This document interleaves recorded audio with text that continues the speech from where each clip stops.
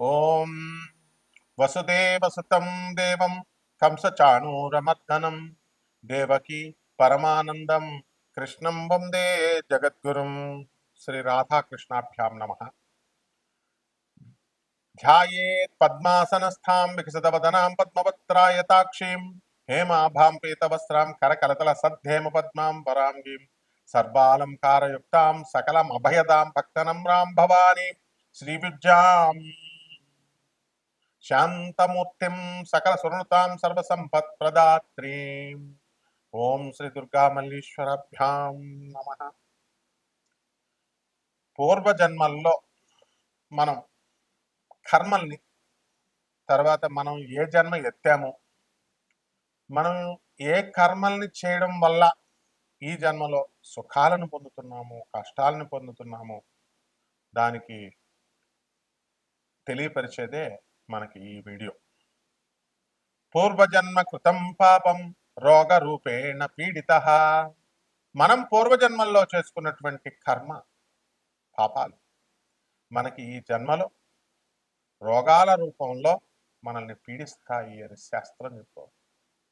శ్రీ గురు చరిత్రలో గురుదేవులైనటువంటి శ్రీ నృసింహ సరస్వతి స్వాముల వారు తన సొంత చెల్లి అయినటువంటి ఆమె శ్రీపాద వల్లభ అవతారంలో కూడా తన సొంత చెల్లికి, నువ్వు పూర్వజన్మ కర్మలు చేయడం వల్లమ్మా, నువ్వు భార్యాభర్తల్ని విడదీయడం వల్ల నీకు వైధవ్య యోగం ఉంది, నీకు కుష్టు వ్యాధి వస్తుంది అని చెబితే, అయ్యా బాబోయ్ అని చెప్పి, అన్న నువ్వు నా సొంత సాక్షాత్తు శ్రీమన్ నారాయణమూర్తివి, నువ్వు బ్రహ్మ విష్ణు శివుడు రూపానివి, నువ్వు ఉండి నా అన్నమయ్య ఉండి నాకు ఇలా చెప్తే మామూలు వాళ్ళ పరిస్థితి ఏంటి బాబోయ్, నన్ను రక్షించంటే అప్పుడు స్వామివారు ఏం చేస్తారు తెలుసా?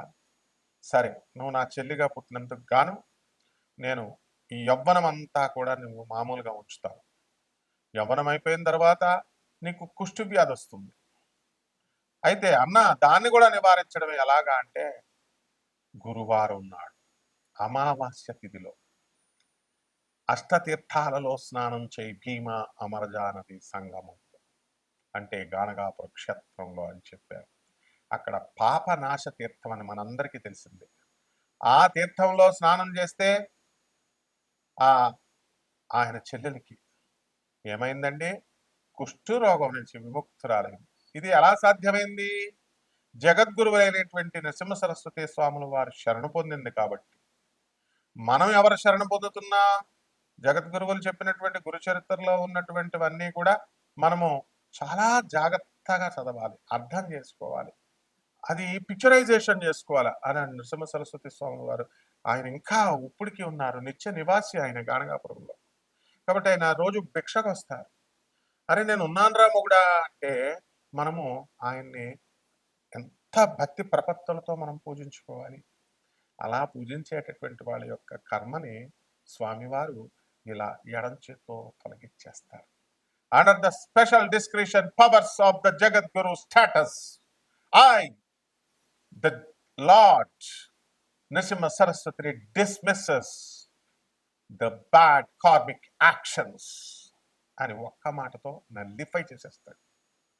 కాబట్టి ఈ పూర్వజన్మలనేటటువంటివి ఖచ్చితంగా మనకి కేతువు సూచిస్తాడు.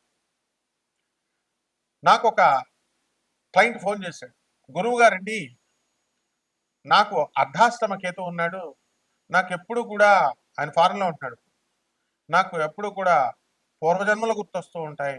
నాకు కేతు టైంలో నేను ఎవరికండి ఈ కూర్మంలో ఉన్నటువంటి ఆశ్రమం కడుతున్నారు కదా ఇస్కాన్ వాళ్ళు, వాళ్ళకి నేను 4 లక్షలు ఇచ్చానండి ఒకసారి ఫోన్ చేసి, మళ్ళీ ఇంకొకసారి అడిగితే 3 లక్షలు ఇచ్చానండి. ఇలా వాళ్ళు ఆయన చెప్పుకుంటూ వచ్చాడు. నాకు 4-3 ఈ నెంబర్సే నా లైఫ్లో వస్తున్నాయండి.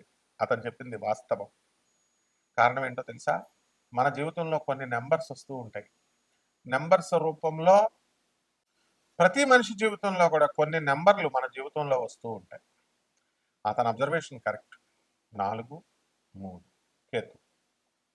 అలాగే ఇంకొక అతను పాన్ కార్డ్ నెంబర్ తీసుకున్నా, ఆధార్ కార్డ్ నెంబర్ కౌంట్ చేసిన, బండి నెంబర్ కౌంట్ చేసిన, ఇలా అంతా కూడా ఒకటే నెంబర్ వస్తుందండి, అది కేతు అండి అని ఇలా చాలా మంది ఉంటూ ఉంటారు.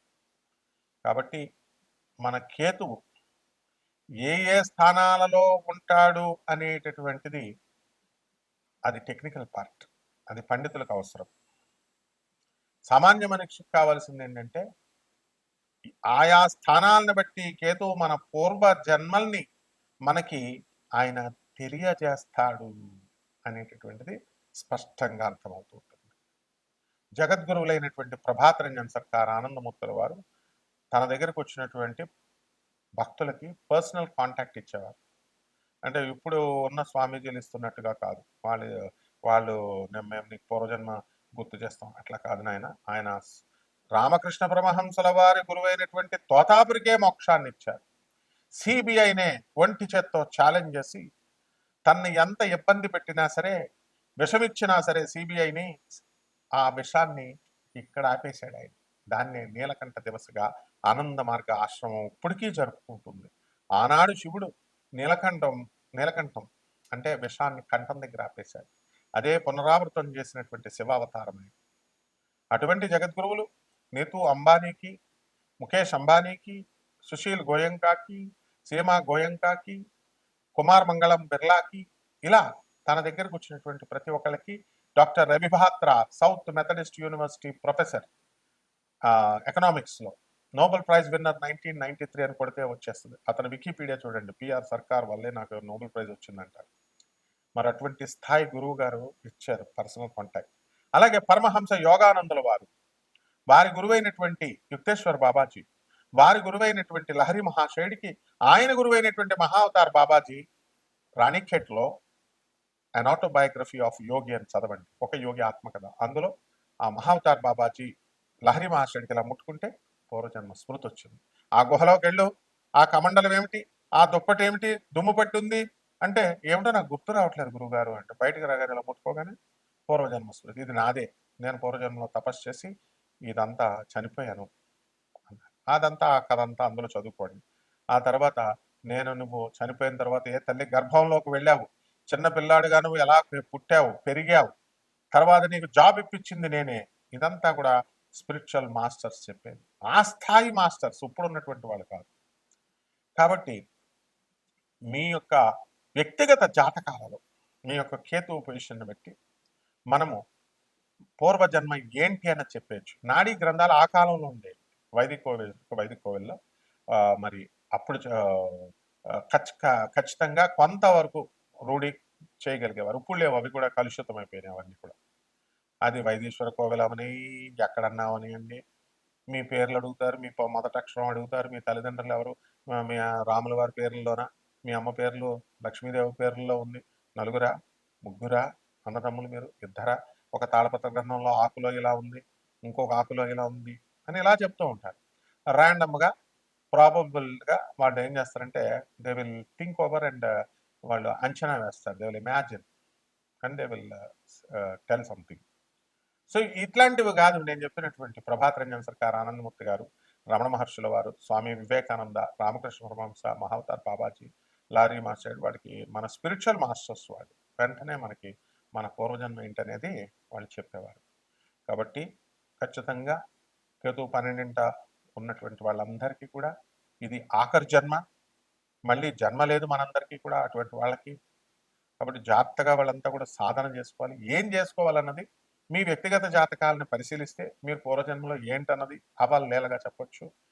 దానికోసం మీరు మాకు ఫోన్ చేయండి, బర్త్ డీటెయిల్స్ ఇవ్వండి, తర్వాత టైమింగ్ పెట్టండి. ఆ తర్వాత మా యుఎస్ఏ నెంబర్ ఇవ్వడం జరిగింది, అలాగే ఇండియా నెంబర్ ఇవ్వడం జరిగింది. తెలుసుకోండి చక్కగా, సద్గురువుల్ని పట్టుకోండి, చక్కగా మీ జన్మల్లో చేసినటువంటి ఆ పాపాలు ఏమిటి వాటిని రెక్టిఫై చేసుకోండి. అండ్ శ్రద్ధ ఉండాలి. ఏదో ఒకసారి ఫోన్ చేసేసి గురుగారు నేను పూర్వజన్మలో ఏంటండి అని అడిగేసి మళ్ళీ వదిలేస్తే అలా వర్కౌట్ అవుతుంది. గురువుని పట్టుకోవాలి ఫస్ట్. ఆ గురువుని జగద్గురువులు వాళ్ళతో అటాచ్మెంట్ ఉంటేనే, వాళ్ళతో కంటిన్యూస్గా మీరు మెడిటేషన్ అవనియండి, వాళ్ళు చెప్పిన ఐడియాలజీని పాటిస్తూ, వాళ్ళు చెప్పిన మిషన్లో మీరు పాల్గొంటూ, అనాథల పట్ల, సాధువుల పట్ల మీరు జాలి దయ కలిగి వాళ్ళకి సేవ చేసుకున్నప్పుడే you will be able to know, you will be able to understand.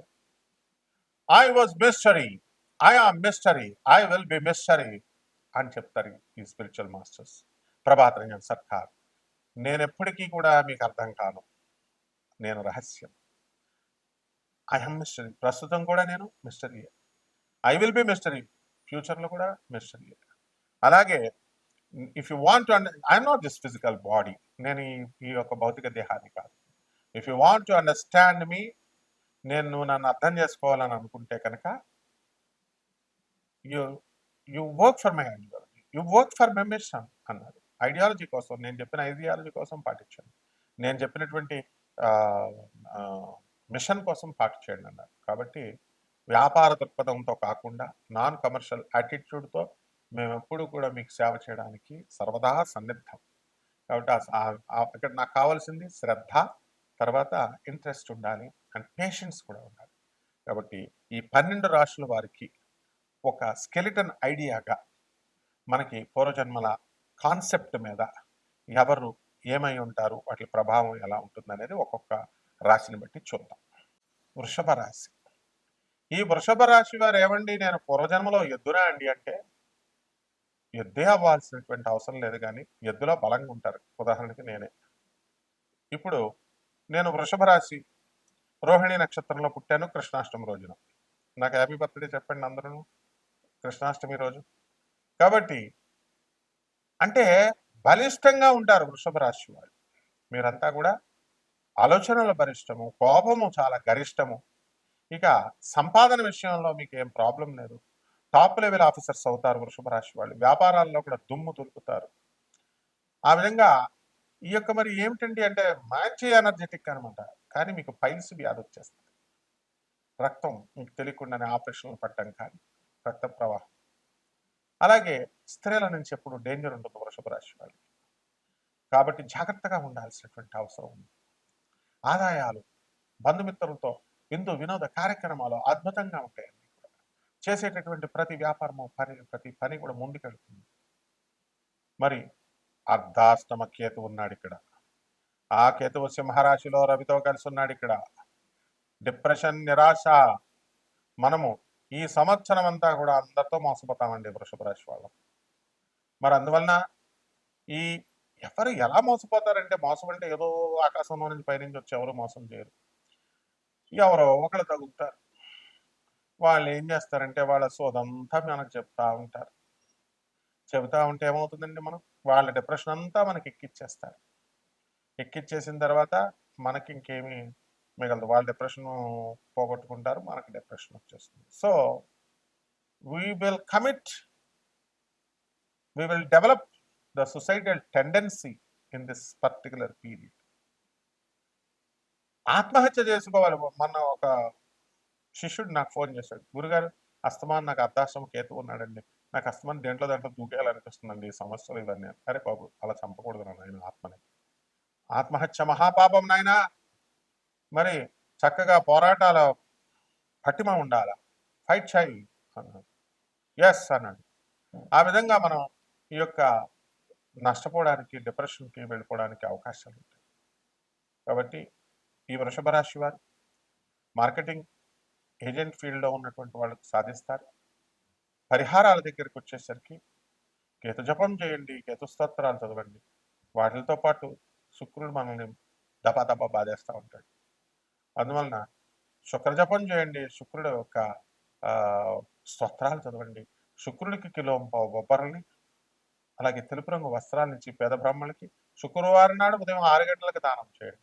అలాగే కేతువుకి ఉలవల్ని కిలోంపావు, అన్ని రంగుల వస్త్రాలని ఉన్నటువంటి దాన్ని తీసుకొచ్చి సోమవారం నాడు ఉదయం 7 గంటలకి మీరు దానం చేయండి. అలాగే చక్కగా దశమహావిద్యల్లో ఒకటైనటువంటి కమలాత్మక అమ్మవారి యొక్క మంత్ర సాధన మీరు చేయండి. ఇంట్లో మీరు కమలాత్మక పూజలు చేసుకోండి, మీరు లక్ష్మీవంతులు అవుతారు. ఇంకా మిగతా విషయాలన్నీ కూడా తెలుసుకుందాం. మీరెంత, నేను చూడండి ఎంత వినయ విధేయతలతో చెప్తున్నాను, మీరు కూడా అంతే విధేయతలతో ఉంటే ఇంకా మీకు సీక్రెట్స్ అన్ని చెప్తాం అనమాట. శుభమస్తు.